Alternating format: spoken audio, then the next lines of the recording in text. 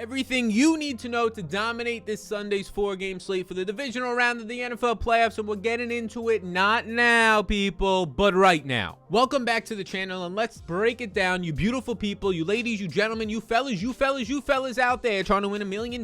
Break it down at the quarterback position. Started off with some information, some startling statistics, and some big old schmack. So up top, Josh Allen and Patrick Mahomes. I'm going to be completely honest with you. Yes, this game looks lovely. Yes, on the betting video earlier in the week, I like the under, but it doesn't mean I think the game only scores 46 points. I just thought the game should have opened somewhere around 53 points, not 55 to 55.5. So we took that under. You can watch the rest of the bets in that video. But Josh Allen and Patrick Mahomes, yeah, they're the best quarterback plays in the slate. I'm sorry. I know they're the most expensive, but they are the best quarterback plays in the slate. And you'll see as we get down and we get dirty up in this. And it starts up top with Mr. Joshua Allen at $7,600, who it's hard not to like a man who obviously is coming off of maybe the best quarterback performance of all time last week, right? And then when we saw him in week 5, one of the best performances on the season against the Chiefs, 39.5 DK points, 4 total touchdowns, 59 rushing yards, over 300 yards passing. He finished the NFL season with being number 3 in deep attempts and number 2 in air yards. And now the Buffalo Bills have been running the ball more because they've been seeing some too high safeties, but Josh Allen has still thrown 40 or more times in 2 of his last 4 games. Josh Allen has now seen 60 or more. I'm not talking 20, I'm not talking 30, 60 or more rushing yards in 4 straight games in 5 of his last 6. And like I said earlier this year, he basically got there against the Chiefs with 59 rushing yards. He is a cheat code. There is nobody else on this slate. Nobody else on this slate, like we said last week for the slate that Josh Allen was on, nobody else on this slate that has the upside that Josh Allen has on the ground. Patrick Mahomes has a little bit of it, but nowhere near as much. So I'm all in on Josh Allen. He's my highest projected quarterback. I think that he's going to look like the best quarterback play on the slate as a coin flip with the guy on the opposite side of this one, and Patrick Mahomes. Also, by the way, Josh Allen comes in with a 26.5 point team total, which is the second highest on the slate as an underdog. Historically speaking, and let's talk about the history, baby. Historically speaking, if you have over a 23-point team total, he has a 26.5, over a 23-point team total as a 3-point underdog or less, you are in a fantastic spot. It means very much so that you are going to have to pass a little bit more and your team is still going to score. That is a historical, amazing spot for DFS. So Josh Allen is firmly in play. Patrick Mahomes is coming off of a week where although Josh Allen put up a historic performance, never punting, turning it over, field goal, all that stuff against New England, so did Patrick Mahomes. He was the second quarterback ever to throw for over 400 yards and 5 touchdowns in a playoff game. The only other guy, his opponent last week, Big Ben Roethlisberger. The Chiefs are number 2 in passing plays per game, and Mahomes is averaging 39 attempts per game this year. And although he's not to the levels of a Joshua Allen, Patrick Mahomes is still averaging 20 or more rushing yards in 5 of his last 6 games, and he now has 20 or more DraftKings points in 6 straight games. We would like to get to 30 plus, but he has a stable floor. When he played Buffalo in week 5, it wasn't his greatest performance, but he was still able to string together 21 fantasy points. Mahomes is also in play. You can kind of decide on which one of these guys, if you're choosing between the two, which I likely will, but you want by just looking into which one of them in their overall stack is more appealing to you. Now, as we go down through the rest of these guys, players that stand out, I mean, I'm going to be honest with you, Aaron Rodgers doesn't stand out that much. I think that this is 2 of the best rush offenses in the NFL between the Packers and the San Francisco 49ers, and I think you see that lower the pace of this game, hence why you see a lower team total around 47.5. I'm not going to be getting to Aaron Rodgers all that much. I think Brady remains in play just because of how much they throw, but this is another situation where the Rams are running the ball a lot more, and they're not the same teams they were week 3 when Brady was playing from behind, had to throw for over 400 yards, ends up going for like 32 DraftKings points. This isn't the same teams. First of all, he doesn't have Godwin like he did then. He doesn't have Antonio Brown like he did then, right? He doesn't have a lot of things, and these teams have shifted. The Rams have become much more run-focused, and they just got Cam Akers back, who looked damn good last week. And Tampa Bay, if anything, is probably, if they can get their offensive lineman back, going to shift a little bit more run-focused as well. So that's where maybe some concerns come in, but if you're looking for cheaper options outside of the expensive guys, I think Brady becomes in play because even last week, he threw 37 times in a blowout. Now, partially, that was because Philadelphia could not sustain drives, and they had so many possessions, Tampa Bay, so I think it's a little bit skewed, but he's still number 1 in deep attempts and air yards this NFL season. 42 attempts per game and 313 yards per game lead the NFL. Joe Burrow is basically tied around 21 team total for the lowest total on the slate with the San Francisco 49ers for their team. I think a lot of people will find fool's gold here and go back to Joe Burrow because he's been good. 34 or more pass attempts in 5 of his last 6 games. He's had 40 or more attempts in 3 of those games. He's kind of been unlocked, right? He's number 1 in yards per attempt on the season. But the big thing here is I don't know if you see 20 or 24 plus fantasy points to win this slate for him. I just don't. and maybe even 26 with some of these other big guys on the slate. He has the number 32 protection rate, the dead last ranked offensive line from a protection rate standpoint, and this Tennessee Titans defense is rested, is getting healthier, and their pass rush is way better than they were last year when they faced the Cincinnati Bengals. This is a bad spot for Joe Burrow. Now, his wide receivers are going to have insane matchups on the outside against Tennessee. They're going to have really good spots. So, yeah, I think you can see Jamar Chase go for 100 yards or Higgins go for 80 yards on the outside. Maybe one of them has a score or both of them have a score. But a 240-yard passing game and 2 touchdowns for Joe Burrow, it's just 18 fantasy points isn't getting it done on this slate, in my opinion. So I'm not there on Joe Burrow. I'll kind of make this a little bit quicker. I'm not going to get there on Jimmy G or Ryan Tannehill either. I do think Tannehill is somewhat interesting because he's in that $5K price range with a nice team total as a favorite of 25.25.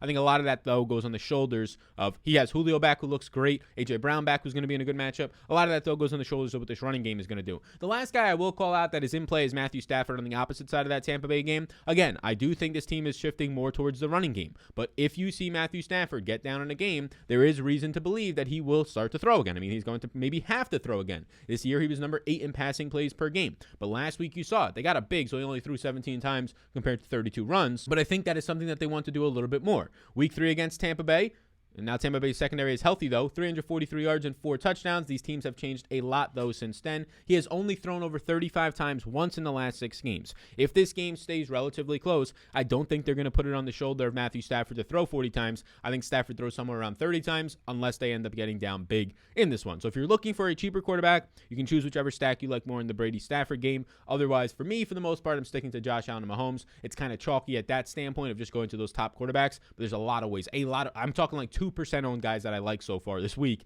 A lot of ways to get different on this slate. Let's slide into the running backs, and as we do, we'll prequel some stuff here by talking about my favorite props. The sponsor of the program today is PrizePicks.com. It is a player prop site. You're going to be watching the games this weekend with your friends, your mother, your brother, your sister, your aunt, your uncle. Let them know about this as well. You get a free bet on your first deposit matched up to $100 instantly. Instant free bet if you use the code SAL, S-A-L, on PrizePicks.com. Here's a couple of props that I've taken this week. I've taken the under on Nick Westbrook. I think they're going to go in more 2 wide receiver sets, pushing Nick Westbrook off the field. I take Nick Westbrook from the Titans under 33.5 receiving yards, and I take Jamar Chase. It's a big number, but over 73.5 receiving yards. Although I don't really like Joe Burrow that much for fantasy this week, I still think he can throw for 250 yards in this game, and if he does, the man who's coming in with about a 26% target share over the last month and a half, and a fantastic matchup, Jamar Chase, looked great in his rookie debut for the postseason last week with Joe Burrow. I take the over there. So I pair those two together. I put about $50 on that one. We pair them together, and we all sing Kumbaya together as you use the code SAL. Tell the people you went to the bar and your family members if you're watching this right now, and get the free bet up to $100.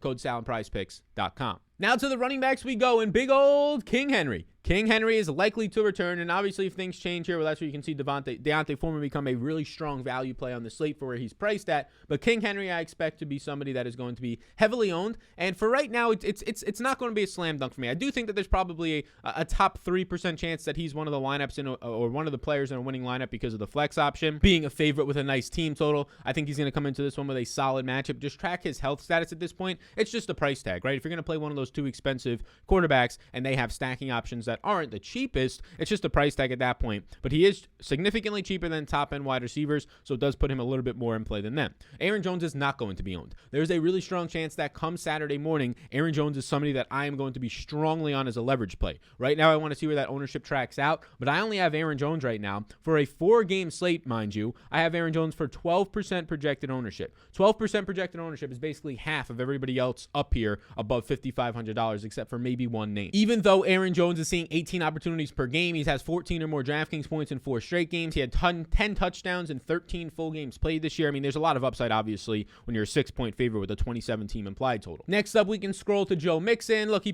saw 92% of the running back opportunities last week. He saw 5 targets on 24 routes, 77% of the snaps. All that is fantastic. He's just somewhat in play as well for me because I'm not getting to Cincinnati and Tennessee from a stacking standpoint all that much. So one-offs start to come in play. And if one-offs are going to come in play, I'm going to be completely honest with you. Joe Mixon right now is coming in with double the ownership. He's coming in with double the ownership than Aaron Jones. I'm not too sure I buy into that. Joe Mixon has a way lower team total of 21.5 compared to 27 for Aaron Jones. Joe Mixon is a 3.5-point underdog compared to Aaron Jones, a 6-point favorite. And Aaron Jones has just as good of a red zone role, and his team's going to be there more. So if you're giving me 12% Aaron Jones compared to 25% Joe Mixon, I'm taking Aaron Jones as the leverage play. So between Aaron Jones and Joe Mixon, I will choose Aaron Jones. But for right now, this is the interesting range. This range right here, These next three fellas right here are the interesting range. Devin Singletary, Eli Mitchell, and Leonard Fournette. I think that Leonard Fournette is the best running back playing the slate if he's indeed activated and ready to go. What you saw from Giovanni Bernard and Keyshawn Vaughn last week, 32 opportunities, a bunch of receptions for Giovanni Bernard in his debut. That's basically going to be Leonard Fournette. He's going to be both those guys combined this week. Giovanni Bernard will still be out there, maybe in 2-minute drills,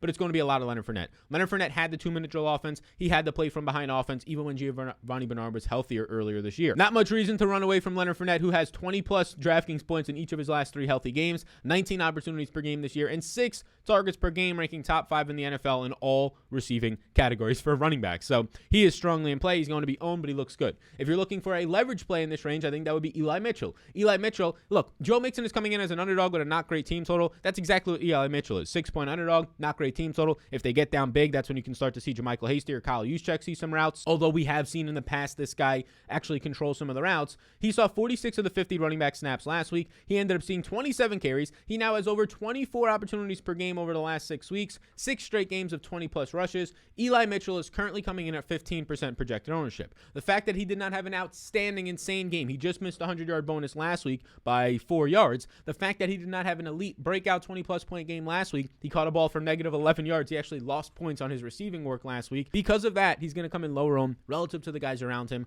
relative to the Leonard Fournettes, relative to the Devin Singletaries, who's in the best game environment and continues to produce. I currently have Eli Mitchell at around 15% owned. So the leverage plays right now are looking like an Eli Mitchell and looking like an Aaron Jones at the running back position. Devin Singletary is fine. I think he's a solid play. Devin Singletary's workload is hard not to like. He played 86% of the snaps and saw 19 of 20. That is 95% of the running back opportunities last week. Ended up getting in there for 2 touchdowns. Ended up seeing 3 receptions on 23 routes. That was the second most on the team. You can see my tweet on the screen right now in terms of the usage for the running back Devin Singletary in Buffalo. Obviously, it's fantastic. It looks really good. I think he's going to be fine, especially playing from behind a little bit. So that's kind of the sweet spot range, is that 5K, upper 5K range. Not interested in Ronald Jones. And then it gets to Cam Akers, and this is a decision you have to talk about a little bit with yourself. Cam Akers returned last week. He ended up going from 20% of the snaps in week 18 of the regular season to 53% of the snaps. He saw 19 opportunities. He saw some pass protection work. He most definitely was on a pitch count, because if he would have played 80% of the snaps otherwise. He looks to be trending for the clear RB1 role for next week's divisional matchup.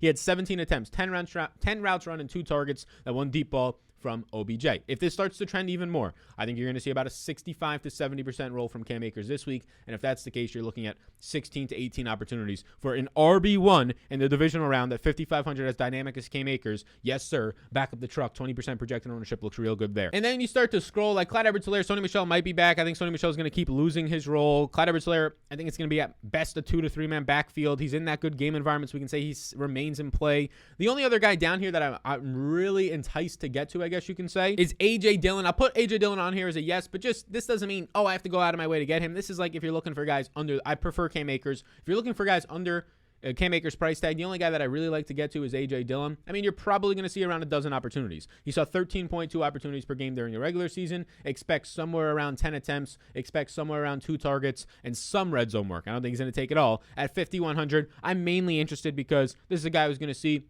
12 to 15 opportunities in the divisional round at the ownership numbers of 10 to 15%. So it's pretty good in terms of leverage.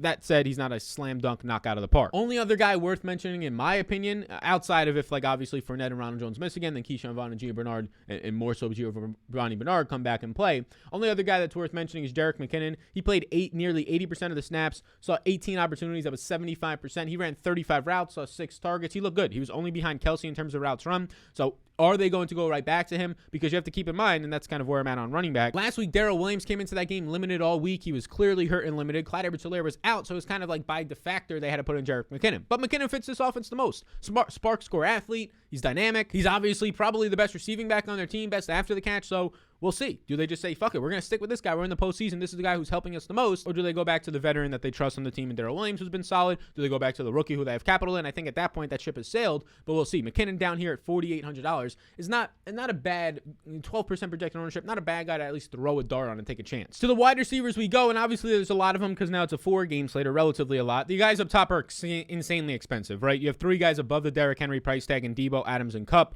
I honestly, it depends on what you're doing here stacking wise, but they all look like solid options. I'll say that Debo is in play. I think that you're going to see less routes run like you have been seeing. I think you're going to see a lot more rushing attempts. I think he can have a lot of success against the Packers, and I think he can pick up another 100 total yards. It's just, is that enough for the price tag relative to others? If there was one guy that I would go out of my way to get to up here, it'd probably be Davante Adams. That being said, Cooper Kupp is in play, especially if you're playing that stack. But between Cooper Kupp's price tag and Adams, you might be saying, but Sal, Kupp's been way more productive, 27.2 fantasy points per game to Adams 23 this year. Now they're the similar price tags. And I would say to you, yeah, that's right. But if you're not playing a stack here, right? If you're playing Matthew Stafford or playing Brady, yeah, go to Cooper Kupp, get the correlation. But if you're just choosing a one-off here, I'm going to choose Adams. Davante Adams, who has the best matchup on the week. Tampa Bay secondary is now healthier. Tampa Bay secondary actually held Cooper Kupp when they were hurt last time out to under 100 yards, even though he had 2 touchdowns. He balled out. But Adams is going to come into this one with an insanely easy matchup. This isn't the 2019 49ers who had Richard Sherman and one of the best secondaries in the NFL. Adams is going to see a 32% target share. He leads the NFL with a 35% target rate. Week 3 against this San Francisco team, he had a career day.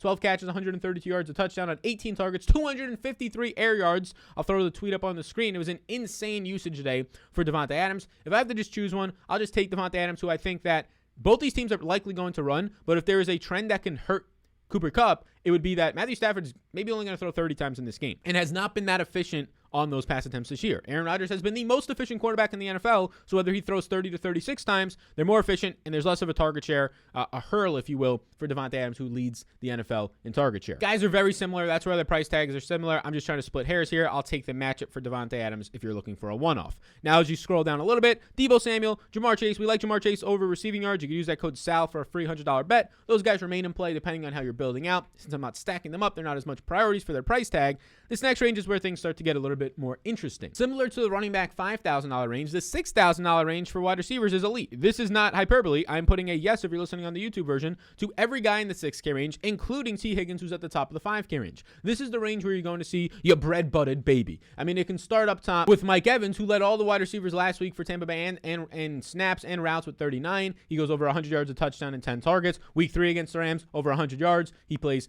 83% of the snaps, 51 routes. He's the only dude out there at this point. They can try and hold him down. I don't think he's going to see Jalen Ramsey the way that Ramsey's been playing inside this year. So, yes, that looks good. This is just a scratch your head and say, what is happening here? Tyreek Hill and Stephon Diggs are the best wide receiver plays on the slate. They are $1,000 on their price each. It is very interesting to me. The way that Buffalo's defense is set up is specifically to stop Tyreek Hill. They built their defense this offseason from the front back because they said, we have to limit explosive plays. Why? Because the only team that beat them last year in the playoffs, this Chiefs team, wins often on explosive plays. So they said, how can we just stop explosive plays? More specifically, how can we stop Tyreek Hill? This defense is set up to do that. But that does not mean Tyreek Hill can't have 7-8 catches on the underneath, like he did plenty of times earlier this year, and have a 10-catch, 107-yard and a touchdown game. So Tyreek Hill is insanely cheap at this price tag. We obviously know the upside that he has not only downfield, but in this offense in general. He's coming off of a game of 71% of the snaps. He's coming off of a pedestrian game of about 17 DK points. He had 13 targets in week 5 versus Buffalo. This exact same defense, 7 catches, 63 yards. They're going to limit the big plays, but 13 targets can lead to something. And on the opposite side of that one, this is why it gets relatively easy to stack these teams. Like they want people to play in this event. Maybe that's why DraftKings made the salaries cheaper, because they said, hey, let's make it easy to make easy lineups. Stephon Diggs on the opposite side of this one, he did not play well last time out there against this team. It was more of a Dawson Knox show. Maybe the cold weather affected Stephon Diggs, which would not be all that good for his matchup this week. He only had 6 targets on 76% of the snaps week 5 and just 8 fantasy points last time out. This past week, he only had 4 targets. So maybe Stephon Diggs, we get lower ownership on him because of his recent play. So that would be interesting to track. Right now, I have them both coming in as some of the highest owned players in the slate. I have Mike Evans as a leverage in this range. A.J. Brown is completely fine to get to. A.J. Brown, I think, comes in around 20% average ownership or so. He saw 8 targets per game on 27% target share this season. He ended the year with about a 17 fantasy point day, finding the end zone. And now this is the one that a lot of people are going to jump up and down and say, I'm not going back to him. And that's exactly why we're seeing right now T. Higgins is coming in with just 15% ownership. Or no, wait. Yeah, it's 15% ownership. T. Higgins at 15% ownership after being 40% owned, albeit on a 2-game slate or 2-game slate last week. 15% ownership, though, one of the lowest owned wide receivers in this price range. Of the guys above $5,000, he is the 3rd lowest owned. And I get it. He did not look good last week. We all took his overs and we all lost with his 1 catch for 10 yards. But did you look closely into it? He had 2 drops. Those 2 drops would have probably been about another 30 yards. That's not a good performance either. 3 catches for 40 yards. A lot better than 1 for 10. But he also just missed, and it didn't get credited as a drop. Maybe it should have. It was a tough play, but just missed a 30-yard pipe shot down the right sideline for a touchdown, right? So he was out there. He was running his normal routes. He ran 32 routes. He saw 4 targets. He had 2 drops, including what would have maybe been a 30-yard touchdown. So T. Higgins now, after everybody, and by the way, he was good all year long. So 1 bad game in the postseason, I'm not holding that against him. Now he has a better matchup. Now he is a on a 4-game slate, relatively cheaper percentage-wise for how many plays are on the slate, and he's coming in at low ownership for a guy who's still 220 pounds, 6'3", 6'4", and going to have a good matchup. So yes, early on, T. Higgins looks like a guy that's, oh man, that guy burnt us last week. I'm not going back there. Oh yeah, oh god, I'm looking at the game logs. He only had 1 catch for 10 yards. He's not good. No, I think it's okay to go back there. Odell and Brandon Ayuk are in play. You can put them in there as leverages or snack options. They're not that enticing to me. Tyler Boyd is somebody that I'm not really on. I wasn't on him last week. He ended up finding the end zone, but he's not doing much. Tyler Boyd is a touchdown in 4 straight games. That's basically all Tyler Boyd is at this point. He had the controversial touchdown last week. 3 weeks ago, he had a blown coverage, wide open touchdown. Nobody was on him for about 50 yards. But he is not being targeted anywhere near downfield. He gets these 5 to 6 to 7 to maybe 10-yard checkdowns, and he only gets about 5 of them a game at most and brings in 4 of them. So you're looking at a 4-catch, 40, 50-yard day for Tyler Boyd most weeks if he doesn't find the end zone.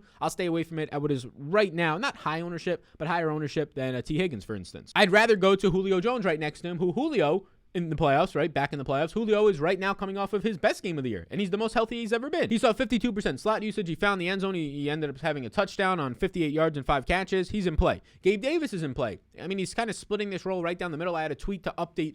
My biggest question mark last week was who gets the usage, Emmanuel Sanders or Gabe Davis? Well, Gabe Davis saw 12 more snaps, 40 to 28, but they basically ran the same routes. They both saw 3 targets. They both found the end zone. So it's really hard to see. Like, Gabe Davis is out there more, but he's a bigger body, so it helps maybe with blocking a little bit, right? They wanted to block, especially when they got up big. So it seems like it was a pretty split role, so that doesn't help us all that much. He'll remain in play. Alan Lazard, I think, blocks a lot more this week. I'm not interested in him. If anything, I'm actually interested in taking his unders, which I think we took a Lazard under in our betting video. This next tier of $4,000 players, MVS is always in play. He scored a touchdown, but not a deep touchdown, but did score a touchdown versus the 49ers earlier in the season. He's back at practice. He seems to be healthy as the Packers gear up to get all their guys back, it seems like at this point. MVS week 3, 3 catches on 4 targets, 59 yards, and a touchdown versus San Fran. He ended the season pretty strong with 5+ targets from week 11 to week 15. Byron Pringle is definitely in play, firmly in play as a yes for me. Byron Pringle is currently only coming in at 12% projected ownership, which for a 4-game slate is actually pretty low for a guy who just had 2 touchdowns last week. One from Patrick Mahomes, and yes, one from Mr. Travis Kelce. But Pringle at this point has been looking good. Week 5 against Buffalo, he found the end zone, but only 2 targets, but he was not playing the role he is playing right now as a clear option in this offense. He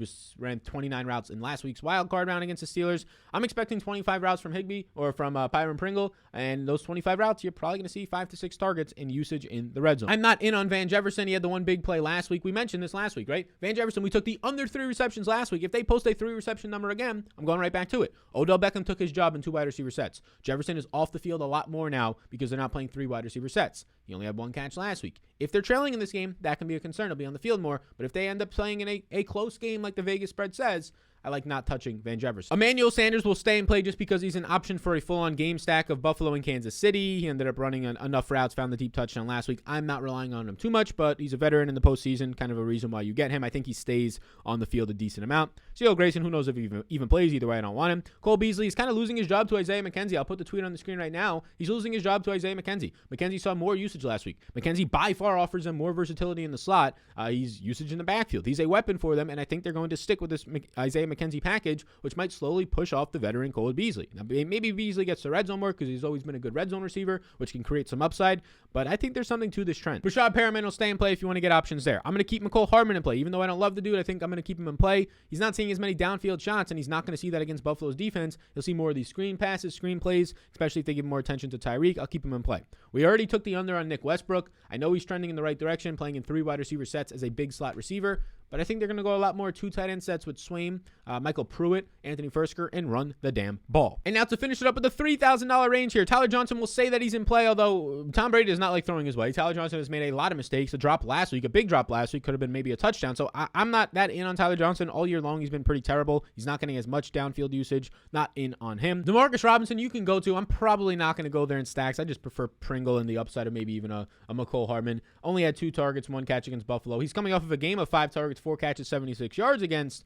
this Pittsburgh team, but kind of everybody went off there. McKenzie is the interesting one here at 3,500. We just kind of mentioned the upside for McKenzie, slowly taking away the role of Cole Beasley. Maybe there's something to that. There's definitely risk here because even if he does play, he only played 34% of the snaps last week. So it's not like you're getting a lot of upside, but they did manufacture him 6 touches for 70 yards. Juwan Jennings is here. I'm not going to go to Juwan Jennings. Again, I mentioned it last week. I don't even care if he's this cheap. He's just like, he's coming in right now, Juwan Jennings, with like 10% ownership because he's cheap. I think there's a better $3,000 range guy below him, and we'll talk about him in a second. You saw 15 routes last week and 4 targets, right? 15 routes and 4 targets as the 4th option in your offense behind the Ayuk, Kittle, and Debo, and also behind the running game. So I'm just not there for a low team total. The only other guy that I think is really interesting is Randall Cobb. And don't roll your eyes at this one. Randall Cobb is very interesting in this game. He's expected to return this week for the Packers, and I think that Allen Lazard, who's one of the best pass blocking receivers, is going to be used in line to run the ball a lot more. Now, I don't think Randall Cobb goes for 100 yards and 2 touchdowns, but if you're down here dumpster diving below $4,000, $3,100 Randall Cobb, a veteran that Aaron Rodgers trusts. If it's 3rd down and 5, 4th down and 5, and they need a first down, I think Randall Cobb is going to be on the field. Sure-handed. He's been in those moments before plenty of times, needing to catch game-winning and playoff ceiling receptions and or touchdowns. Aaron Rodgers trusts him, which is massive. I think he trusts Lazard too, but I just think Lazard's going to block a lot more. MVS can't win those battles. Devontae Adams obviously can win those battles, but will garner attention in those moments. I think Randall Cobb is going to be on the field. Randall Cobb, before his injury, ran 20 or more routes in 7 of 8 games before his injury. Week 3, he was not playing that role. He only had 11 routes and 1 target. But towards the middle of the season and end of the season, before he got injured, 7 of his last 8 games, he ran 20 or more routes. 20 or more routes, more than most of the time is going to lead to 3, 4, maybe 5 targets. There's a chance, who Rodgers loves him in the red zone, you might see a Randall Cobb 3-catch, 20-yard, and 2-touchdown game. Even if it's 3 catches, 20 yards, and 1 touchdown, at this low of a price tag, I think Randall Cobb is a sturdy play. I'm not putting him on here as a yes. You do not put Randall Cobb in all your lineups. But if you're looking for a dumpster dive play, a player below $4,000 on this slate, the one that I like the most is indeed Randall Cobb, who I currently have projecting out for 2% ownership. This can blow up in your face. He can have 1 catch for 7 yards. Just know that. He's an older player. He's 30 years old. He has been coming off of injury, right? That said, a lot of things line up here. Good matchup. He's reliable. Rodgers trusts him, and he was seeing the usage before the injury. So there's wide receiver. It's obviously always loaded. Now let's slide into the tight end position. And by the way, Friday, there's going to be a video coming out. Maybe it's already out, depending on when you're watching. That one, the best leverage plays on the entire slate. The 3 best GPP plays in terms of their lower owned but have a lot of upside. We're going to be talking about those guys as well. Saturday, the slate starts. I won't be live. I'll be traveling. Sunday, I'll also be traveling. I'll be in New York City, the Big Apple, for the weekend for a buddy's birthday. We'll be hanging out. It's a Christmas gift I got. Surprise. So it's awesome. Maybe there'll be a Sunday Night Football video. I'm not sure if we will, but we'll have some TikTok content, so be sure to follow over there. Finishing up with the tight ends. Look, the tight ends are great. The tight ends were great on last week's 3-game slate on the 2 game. The tight ends are great at this point. This is a trend, right? If you're a good team, you probably have a decent tight end, whether he's a good pass protector or receiver. So at this point, just kind of go to whoever fits into your stack. I'm going to be honest with you, right? Whoever fits into your game stack, I want a tight end in there. So if I'm playing Josh Allen, I want to either have Kelsey or Dawson Knox, maybe even both of them. If I'm playing Mahomes, the exact opposite, right? Or the exact same thing, really. Kelsey or Knox or both of them. But for the most part, I kind of want a tight end with my quarterback that I'm stacking. I still want a triple stack. So if you're playing Mahomes, I still want to go with a Mahomes, Tyreek, Kelsey, and Byron Pringle, something like that. I still want a triple stack. That's actually what I played last week, and it worked out pretty well. If you want to stack the Tampa Bay game, I want to make sure I have Gronk and or Higbee in that lineup. I want a tight end in that lineup, historically speaking, and we saw it last week. Historically speaking, they're usually cheaper on these slates, which they are for here. The most expensive is $6,500 Kelsey, who is way less than the other positions, and less than he's usually been this year, so I like it. That said, I like all these dudes. I think that it really depends on the lineup that you're playing, who you're going to get to at tight end. I think Kelsey, Kittle, Gronk, I think these guys are all strongly and firmly in play. I would say that Dawson Knox is maybe the only one who's not. I know he had a big game against KC earlier this year, had 100 yards. It was on one really big play that got him there, though, the touchdown. But if you're playing Josh Allen, you reconsider that and you put him in there more often. I think that Tyler Higbee is in play, but not as much, but he's only $4,000 on this slate. Tyler Higbee is coming off of a guy who's just going to keep running 30-plus routes. He's going to be asked to block a lot more in this game, but I think Tyler Higbee is also firmly in play. I'm not in on CJ Uzomah. I was in on him last week. That is purely a matchup thing. The Raiders allow it to the tight ends. The Tennessee Titans do not nearly as much. And then at that point, I'm kind of done with it. Like, you can go to Josiah DeGuire from the Packers at $3,000 if you're looking for a punt. I'd rather go to $3,100 Randall Cobb for my $3,000 punt for a guy who can actually score some touchdowns. That's kind of where I'm at this point. I think the top 3 tight ends, Kittle, Gronk, and Kelsey, look really good. I think that Kelsey is not a lock, but if you can afford him and you're playing Josh Allen or Mahomes, then Kelsey is a guy that I go to. I think that Gronk is completely fine to get to. I think that Kittle will end up being a leverage play because he did nothing against the Cowboys because he was chip blocking a lot, which might actually happen again this week unless they get down against the Packers. If they get down against the Packers, it is a George Kittle show. So that is where we are at for the divisional round, $1 million to first. Thank you for tuning in. Appreciate you all the time. Be sure to check out the rest of the videos from this week, and be sure to use the code SAL on PrizePicks.com. You get a free bet, free up to 100. It's legal in New York. It's legal in Texas. Some states you might not think that it's legal. It is. PrizePicks.com, code SAL. Tell your friends that you're hanging out with at the bar and watching these games with, because they can get that offer too. I appreciate you all. See you when I see you again, and I'll see you all in the next one.